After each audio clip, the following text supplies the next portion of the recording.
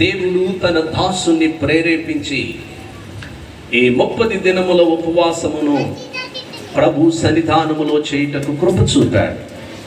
ఇది ముగింపు దినము. ఈ ముగింపు దినమున కొన్ని మాటలు మీ ముందుంచాలని ఆశిస్తూ ఉన్నాను. అట్టి లేఖన భాగము కొరకై ఎస్తేరు గ్రంథం 5వ అధ్యాయం మొదటి నుండి కొన్ని మాటలు చదువుకుందాం. 3వ దినమందు ఎస్తేరు రాజభూషణములు ధరించుకుని రాజనగరు యొక్క ఆవరణములో రాజు సన్నిధికి వెళ్ళి నిలిచెను. రాజనగర ద్వారమునకు ఎదురుగానున్న రాజావరణములో తన రాజాసనము మీద రాజు కూర్చొని ఉండెను. రాణి అయిన ఎస్తేరు ఆవరణములో నిలవబడి ఉండుట రాజు చూడగా ఆమె యందు అతనికి దయ పుట్టెను.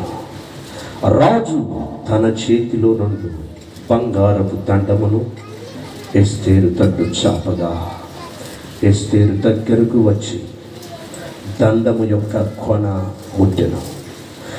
రాజు రాణి అయిన ఎస్తేరు, నీకేమి కావలను? నీ మనవి ఎట్టిది? ఏమిటి? రాజ్యములో సగము మట్టుకు నీకు అనుగ్రహించదనని ఆమెతో చెప్పగా. ఆమేన్. హల్లెలూయా. దేవుని పిల్లలారా, చాలా సందర్భాలలో ఎస్తేరు గురించినటువంటి అధ్యయనమును మనం ఎన్నో వాక్యాలు విని ఉంటాం. But still God's word is always new and God talks in different manner. He doesn't follow the old manner. దేవుడు పాత విధానమును అనుసరించేవాడు కాదు. ఆయనకి ఒక్క వేనే కాదు, ఒక సమస్యను సాల్వ్ చేయడానికి అనేక మార్గాలు ఉంటాయి. హల్లెలూయా.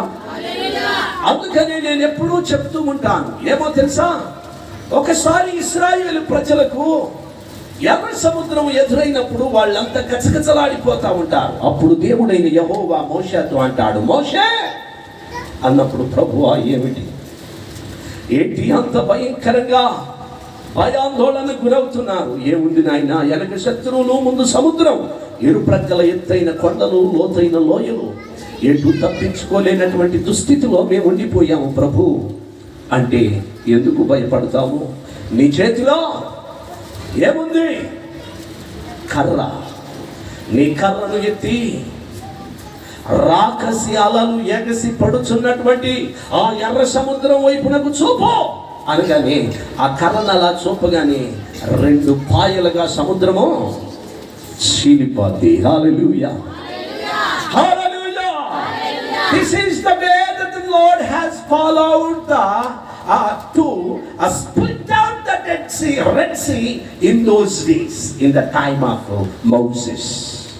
మోషే లైఫ్ టైంలో ఎర్ర సముద్రాన్ని పాయలు చేయడానికి దేవుడు ఆ మెథడ్ ని వాడాడు. మోషే చనిపోయిన తరువాత ఏలియా చనిపోయినప్పుడు ఎలీషాకి ఏలియా ఏ దుప్పటి కప్పుకొని అద్భుతాలు చేశాడో, ఏ దుప్పటితో మహాశ్చర్య కార్యాలు చేశాడో, ఎలీషాకు మరలా అదే దుప్పటి ఇచ్చాడు కదా. కానీ మోషే చచ్చిపోయిన తరువాత అదే సైన్యాన్ని, అదే ఇశ్రాయేలుని నడిపించడానికి యెహోషువ వస్తాడు. యెహోషువ వచ్చినప్పుడు దేవుని పిల్లలారా, మోషే చేతి కర్రనే, యెహోషువ నేను చనిపోతున్నాను, ప్రభు నన్ను పిలుస్తూ ఉన్నాడు, నా దినములు ముగించబడినవి, అయితే నేను ఈ 40 సంవత్సరములు ఈ ప్రజలను ఏ కర్రతోనైతే నడిపానో ఆ కర్ర నీకు ఇస్తున్నాను, వీరిని నడిపించు అని.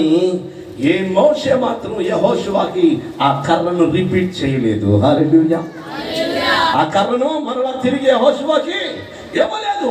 మోషేతోనే, మోషే అర్థంతరంగా కనబడకుండా పోయాడు. మోషే చేతిలో కర్ర కూడా పోయింది. దేవుని బిడ్డలారా, సరే మోషే అంటే మానవ మాత్రుడు కాబట్టి ఏదో ఒక దినములు వెళ్ళిపోవాలి, కానీ కర్రన్నా ఇచ్చుంటే బాగుండేదేనే అని లక్షల మంది ప్రజలు ఎంతో ఆలోచన చేసి సతమతమైపోతూ ఉన్నారు.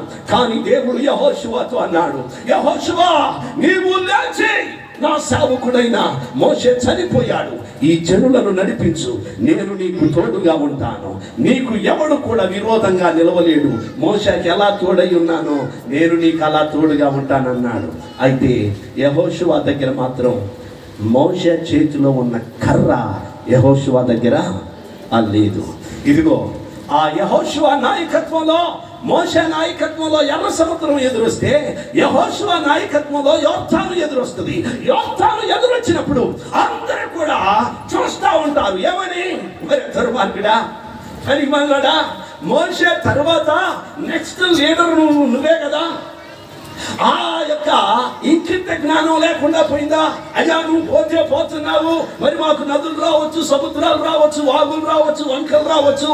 నువ్వు ఏ కర్రతో అద్భుతాలు చేసి ఏ జనులను సక్సెస్ఫుల్ గా 40 years నడిపించావో ఆ కర్ర నాకు బట్టి నువ్వేటన్నావో, నేను వీరిని మరలా సక్సెస్ఫుల్ గా వాగ్దాన దేశంలోనికి నడిపిస్తానని అడుక్కునే పని లేదా అనంటే, my god is always new.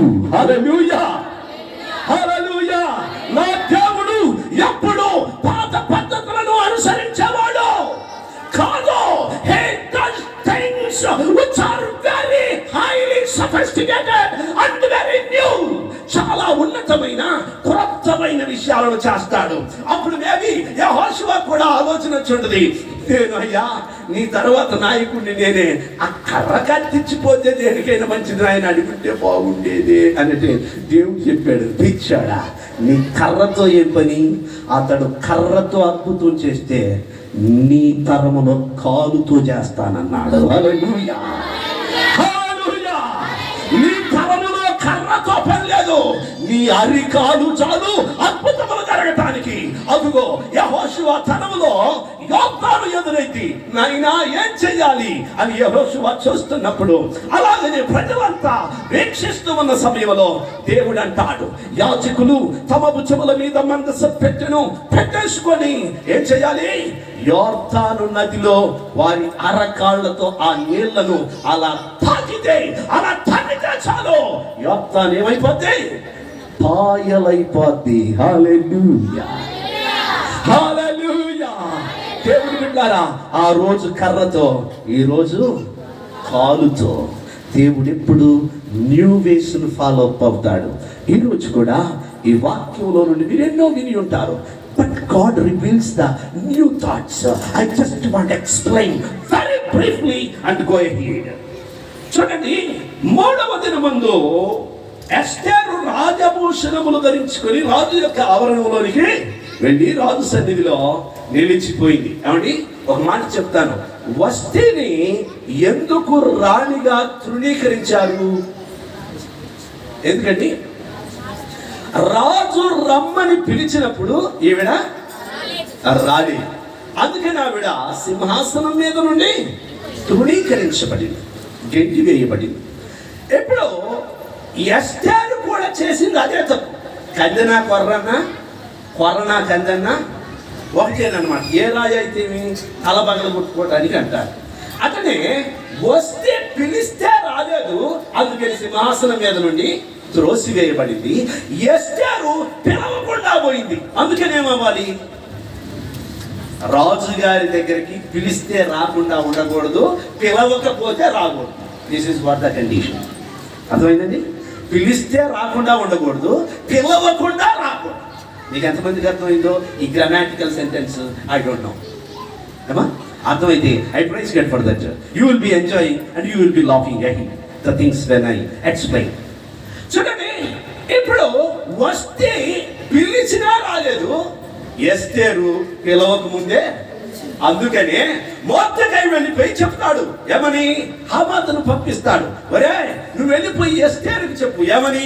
యూదులందరినీ ఓచపాత కొయ్యమన్నటువంటి మరణ శాసనాన్ని హామాను అనేటువంటి దుర్మార్గుడు రాజుగారి చేత రాయించేశాడు, రాజ ఉంగరపు ముద్రను వేయించాడు. ఇప్పుడు ఎస్తేరు దగ్గరికి వెళ్ళి మనవి చెయ్యి, ఏమని? అమ్మా ఎస్తేరు, నీ జాతి ప్రజలైనటువంటి యూదులు సర్వనాశనం చేయబడాలని రాజు ముద్ర వేయబడినటువంటి తాకీదులు రిలీజ్ అయిపోయాయి. అందుకని నువ్వు రాజు దగ్గరికి వెళ్ళి మనవి చేసుకోండి. అప్పుడు ఈ విషయం ఎస్తేరు గుర్తొస్తుంది. ఏమన్నా తెలుసా? రాజు పిలవకుండా ఎవరైనా రాజ సముఖమునకు వెళ్ళిపోతే వారి శిరము ఖండించబడుద్ది. వారు శిరఛేదనము చేయబడతారు, వారు చంపబడతారు. అదిగో వస్తీ చూసారా, పిలిచినా పోలేదు. అందుకని ఆవిడ ఏమైపోయింది, సింహాసనం మీద నుండి దిగిపోయింది. ఇప్పుడు నేను పిలవకుండా పోయాను అనుకో, నా గతి కూడా అంతే. అందుకని it is impossible. Since 30 days I haven't not called to the presence of the king. రాజు యొక్క సన్నిధికి 30 దినముల నుండి నేను పిలవబడలేదు, నన్ను పిలవట్లేదు. ఇప్పుడు అర్థంతరంగా వెళ్ళాననుకో, వస్తీకి ఏ గతి పట్టిందో నాకు అదే గతి పడుతుంది అన్నప్పుడు కొన్ని టీచింగ్స్ వస్తాయి మొర్దెకై నుండి. అప్పుడు వస్తీకి పట్టిన గతి నీకు పట్టకుండా నీ ప్రయత్నములు సఫలీకృతం అవ్వడానికి ఉపవాస దీక్షను పూనుకుంటుంది. హల్లెలూయా. ఎస్తేరు ఉపవాసముతో 3 దినములు ఉపవాసం ఉండి 3వ దినమున ఏం చేస్తుంది, రాజభూషణములు ధరించుకుంటది. ఆమేన్, హల్లెలూయా. దేవుని పిల్లలారా, రాజభూషణములు ధరించుకుంటుంది.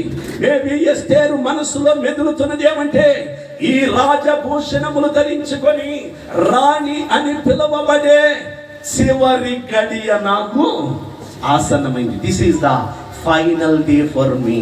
Hereafter there is no life in my body because I am going to die. రాజు పిలవక ముందే నేను చనిపోబోతున్నాను. ఈ రాజభూషణములు వేసుకొని నేను రాజు దగ్గరికి వెళ్ళిపోయి రాణి అని పిలువబడే రోజు ఇది చివరి రోజు. కానీ there is a power of fasting. ఆమెలో ఏమున్నదండి, ఉపవాస శక్తి ఉన్నది. అన్ని ధరించుకొని ఒక్కసారి తన సింహాసనం వైపు చూసి టాటా బై సీ యు, ఇక మరి అన్నాడు, నేను ఇక్కడ రాణిగా కూర్చునే అవకాశం నాకు లేదు, నేను వెళ్ళిపోతున్నాను అంటూ అన్నీ ధరించుకొని ఇప్పుడు వెళ్ళిపోయి ఎక్కడ నిలబడింది, ఎక్కడ నిలబడింది, రాజు ఎదుట నిలబడింది. హల్లెలూయా, హల్లెలూయా. దేవుని పిల్లలారా, you may be thinking that this may be the final day for you, but God reveals the secret that this is the first day for you to be blessed. నిన్ను దీవించడానికి, నీ మనవులు అంగీకరించబడడానికి, నీవు కొనియాడబడడానికి ఇది మొదటి దినము. ఆమేన్. ఇది నీకు చివరి దినము కాదు. నీ తల పైకెత్తబడటానికి, నీ మనవులు అంగీకరించబడటానికి ఇది మొదటి రోజు. ఎస్తేరు వెళ్ళిపోయి నిలవబడినప్పుడు ఆ రాజుకి కోపం రాలేదు. ఆమెను చూడగానే ఆమె యందు అతనికి దయ పుట్టెను. హల్లెలూయా, హల్లెలూయా, హల్లెలూయా. ఆమె యందు అతనికి ఏం కలిగింది, దయ కలిగింది. దేవుని పిల్లలారా, దయ కలిగింది. రాజుకి ఒకరి పట్ల దయ కలిగితే ఏం జరుగుతుంది ఏమండి, రాజుకు మన పట్ల దయ కలిగింది దానికి ఏం జరిగింది, ఇక రాజు తలుచుకుంటే దెబ్బలు పొదువు అంటారు. ఏది పొదువు ఉండదు, ఒక దెబ్బనే కాదులేండి. మన పట్ల రాజుకు దయగలిగితే, ఒకరోజు ఒక అమ్మాయి డ్యాన్స్ చేస్తే రాజు గారు తప్పిపోయిపోయాడు, కుర్చీలో కూర్చోలేక చాలా ఎంజాయ్ చేశాడు. ఆ డ్యాన్స్ అయిపోవాలని అంటాడు, నీకేమి కావాలనో కోరుకో అంటే. రాజుని మనం సంతోషపరిచిన, రాజుకు మన మీద ప్రేమ కలిగిన, దయ కలిగిన వాళ్ళు అనే మాట ఏమిటో తెలుసా, నీకేమి కావాలనో కోరుకో, అవసరమైతే నా సామ్రాజ్యంలో సగభాగమైన నీకు ఇస్తాను అంటారు. అదిగో అదే జరిగింది. ఎక్కడ, ఎస్తేరు విషయంలో. ఎస్తేరు వెళ్ళిపోయి రాజు ఎదుట నిలబడ్డప్పుడు రాజు అంటాడు, ఎస్తేరు నీ మనవి ఏమిటి అంటూ తన రాజదండముని ఎత్తి కొనముట్టగానే దగ్గరకు తీసుకొని, దేవుని బిడ్డలారా, తన ఒడిలో కూర్చోబెట్టుకొని ఇప్పుడు అంటాడు, నీ మనవి ఏమిటి? ఈరోజు ఎందరైతే ఇక్కడికి వచ్చారో, ఇదిగో రాజుల రాజు, ప్రభువుల ప్రభువు, దేవుళ్లకు దేవుడు, నిన్ను ప్రేమించుచున్నవాడు, నీ యందు దయ కలవాడై తన రాజదండమును ఎత్తి నీవా కొనను ముట్టుకొనగానే నిన్ను దగ్గరకు తీసుకొని తన కౌగిట్లో పెట్టుకొని తన తొడ మీద కూర్చోబెట్టుకొని అంటాడు, నీకేమి కావాలి? హల్లెలూయా. నీకేమి కావాలి? ఈ యొక్క ప్రశ్న దేవుడు ఒక్కరిని కాదు అడిగేది, ఇక్కడ వచ్చిన వారందరినీ అడుగుతా ఉన్నాడు. ఇదిగో మీరు ఈ ఆవరణంలోనికి ప్రవేశించారు అంటే ఆ కరుణామయుడైన దేవుడు తన రాజదండమును ఎత్తాడు నువ్వు అక్కడికి రాకూతోనే. హల్లెలూయా, హల్లెలూయా. ఆ కొనను ముట్టావు నీవు, ఇప్పుడు ఆయన వడిలోనికి వచ్చావు, ఆయన కవిగిటిలోనికి వచ్చావు, ఆయన ఆ యొక్క ప్రేమ లోతులలో అడుగు పెట్టావు. ఇప్పుడు ప్రేమతో నిన్ను అడుగుతాడు, నీ మనవి ఏమిటి? ఆమేన్. నీ మనవి ఏమిటి? హల్లెలూయా. మనం టక్కునే అంటాం, అయ్యా దుర్మార్గుడు ఒకడున్నాడు వాడిని. అందుకని దేవుని పిల్లలకి వివేకం అనేది చాలా అవసరం. వివేకం. రాణి అయిన ఎస్తేర్ ఎంత వివేకంగా చేసిందో చూడండి. అదేమిటంటే నీ మనవి ఏమిటి అంటే టక్కున హామాను గురించి ఏం చెప్పలేదు. రాజా, నేటి దినమున నీవు తప్పక నేను సిద్ధం చేసే విందుకి రావాలి. కాబట్టి పాస్టర్ గారు చెప్పాడు, మనకి ఎవరికన్నా డబ్బులు అవసరం అనుకో టక్కున బాబాయ్ 100 రూపాయలు అర్జెంటుగా అంటే యారం రా అంటున్నాడు. వాడికి కాస్త సొల్లేసి ముచ్చట చెప్పి, చిన్నడా ఒక 100 తీరా పరిస్థితి అసలు బాగాలేదనుకుంటున్నా, 100 యాడి బాబా ఒక 50 ఉన్నాయి చేసుకో. మీరు అటు తీసి డబ్బులు గురించి జనాలు కదా, ఎప్పుడన్నా అవసరం ఉన్నప్పుడు టక్కున అడగ మాకండి, కాస్త కొంచెం నిదానంగా. ఎస్తేరు అదే ఫాలోఅప్ అయింది. వెళ్ళిపోయి అసలే అక్కస్తో ఉంది, అసలే రాజముద్ర వెలువడిపోయింది. వెంటనే టకా చేద్దామని కోణంలో వెళ్ళలేదు. రాజా, నేను సిద్ధం చేసే విందుకు నీవు రావాలి. ఏ విందది? ద్రాక్ష రసపు విందు. ఈ విందులో ఏమవుతాడు రాజు? ద్రాక్ష రసపు విందులో రాజు సంతోషిస్తాడు. అంటే when you want to ask something the Lord, you have to invite him to separate treat, and in that treat let the Lord rejoice extremely. నీవు దేవుని ఒక విందుకి పిలవాలి. టక్కున దేవుడా ఏమైంది మరి, ఏం చేసిన ఈ సమస్యని అంటే టక్కున నువ్వు అడగటానికి లేదు. ఆయన ఏం చేయాలి? విందుకి పిలవాలి. ఏ విందది? ఆరాధన విందు, ప్రార్థన విందు, స్తుతుల విందు, పాటల విందు. హల్లెలూయా, హల్లెలూయా. ఆ విందులన్నీ చేసి, ఆ స్తుతులన్నీ చేసి నువ్వు ఆయనను పిలిచి ఆ తర్వాత నీ మనవలను ఆయనకి నీవు తెలియజేయాలి. దేవుని విన్నారా? ఇప్పుడు ద్రాక్ష రసపు విందు చేసి రాజా విందు తాగుతా ఉంటే, ఆ ద్రాక్ష రసం తాగుతా ఉంటే మైమరచిపోయాడు. రాణిని చూసి సంతోషపడిపోయాడు, సంబరపడిపోయాడు. ఇప్పుడు అనుకుంటున్నాడు, సగభాగమేంది, రాజ్యం అంత అడిగినా సంతోషింప చెయ్యాలి. దేవుడు ఎలా సంతోషిస్తాడు? ప్రభు అయిన యేసుక్రీస్తు వారు యోహాను చేత యోర్దాను నదిలో బాప్తిసం పొంది ఒడ్డుకొచ్చేటప్పుడు తండ్రి అయిన యెహోవా ఆయన ప్రియ కుమారుని గురించి ఒక మాట అంటాడు, ఇతడు నా ప్రియ కుమారుడు, ఇతని యందు నేను. హల్లెలూయా. దేవుణ్ణి సంతోషింపచేయకుండా నీవు ఏమి అడిగినా నీ మనవులు అంగీకరించబడవు. రాజులను సంతోషింపజేసేవారు, అప్పుడు ఆ తదుపరి మనవులను తెలియజేసేవారు. ఈ రోజున రాజుల రాజు అయిన మన ప్రభువును కూడా మనం అలాగే చెయ్యాలి. దేవుని పిల్లలారా, 30 దినముల నుండి విందు. ఎవరికి విందు? ప్రభువైన యేసుకు విందు. ప్రార్థనతో, ఆరాధనతో గత 7 దినముల నుండి ఇక్కడ విందులు జరుగుతున్నాయి, ఆరాధన విందులు జరుగుతున్నాయి. ఈ ఆరాధన విందుల్లో ఏమైపోయింది? దేవుడు సంతోషించాడు. ఈ రోజు మనవి తెలియజేసుకునే రోజు. ఆమేన్, హల్లెలూయా, హల్లెలూయా. ఇక మనవి తెలియజేసుకునే రోజు అంటది. ఏమనో తెలుసా? అయ్యా, మేము ఈ దేశమునకు బానిసలుగా అమ్మబడిన వారము, యూదులము.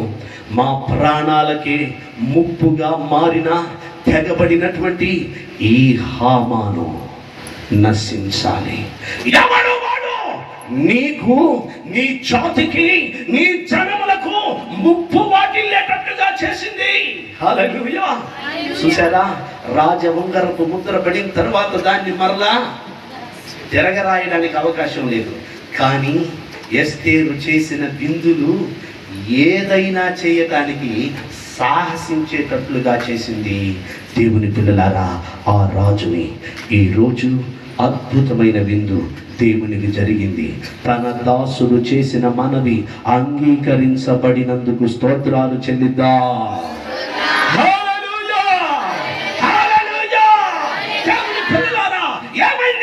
రాజు వెంటనే ఉగ్ర రూపం దాల్చాడు. ఎవడు నీకు నీ జాతికి హాని తలపెట్టింది అనంటే ఇదిగో ఈ దుర్మార్గుడైన హామానే.